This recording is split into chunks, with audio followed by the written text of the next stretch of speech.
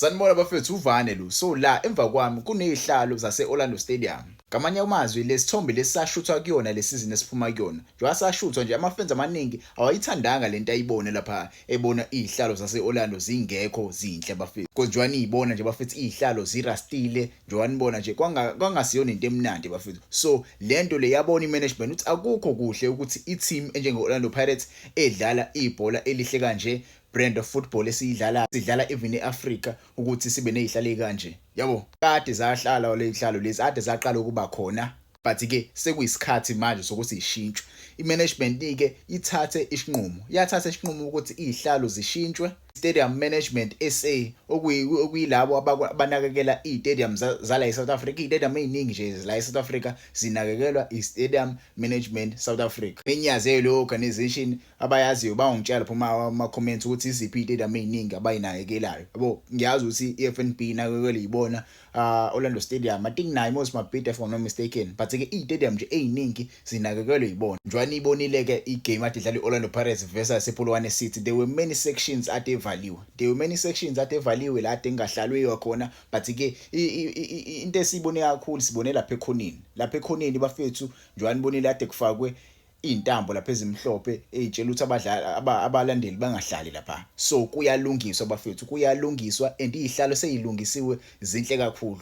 Zinhle kakhulu, abalandeli bafethu sebetholelwe nje indawo enhle abazohlala kuyona. So I don't think kule weekend esizoya kuyona abalandeli bazovumeleka ukuthi bahlale kule section. Yabo, ngoba kusalungiswa. Yabo, bengathanda ukuthi mhlambe lento uthi mhlambe bayilungise isiphelile isizini mhlambe let's say mhlambe during isizini isavaliwe. Yabo, bekuzoba ngcono ukuthi mhlambe bayilungisa ngaleso sikhathi. Kodwa ke I'm sure baqala ngaso sikhathi ukuyilungisa because i-stadium bafethu sinezihlalo eziningi kakhulu.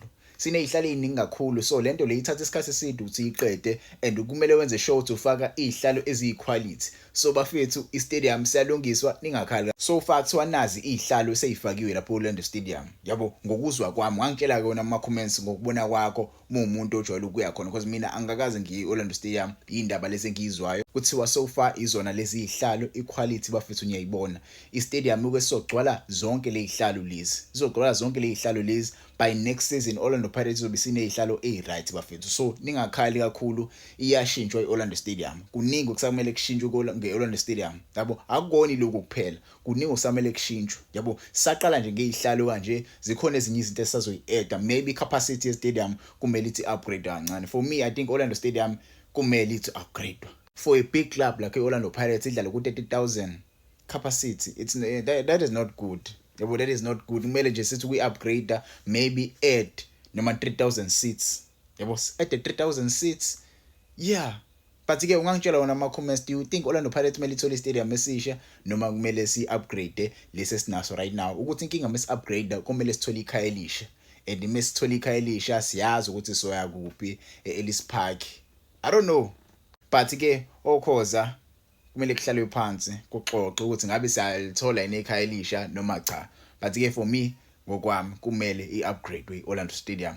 Siqala nje izihlalo, this is a good step going forward. Basilungisa izihlalo ke nje, i-team nayo kumele yenze show ukuthi i-management nje i-investe kanje ukuthi yenze i-stadium sibe sihle. Nabadlali nabo kumele bayi-repay i-management ukuthi badlale kahle egroundini, bawine, basilethele izicoco ezikahle.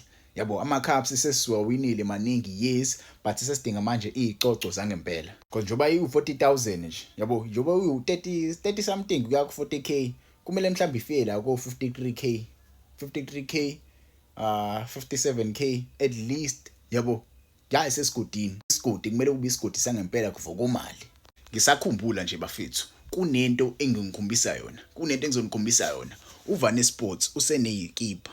Njobe seneyikipa nje uVane Sports, ungangitshela kuma-comments ngabe uyasidinga yini lesikipa lesi? Ungasithenga yini lesikipa mase ngizama ukuyidayisa. Ingengazi. Mhlawumbe ufuna ukuyibona kabusha, ufuna ukuyibona kahle, mhlawumbe ngayishaya ivideo ngiyigqokile, ngikhombisa ukuthi kanjani. But ke nazi ikipa bafethu, ningangitshela ama-comments mase ngiyidayisa ngayidayisa ngamalini. Ufuna ukuzwa ngani because inina enibalandeli eningilandelayo, inina enisupporta lento engiyenzayo. Yabo, ngezwe ngani bafethu?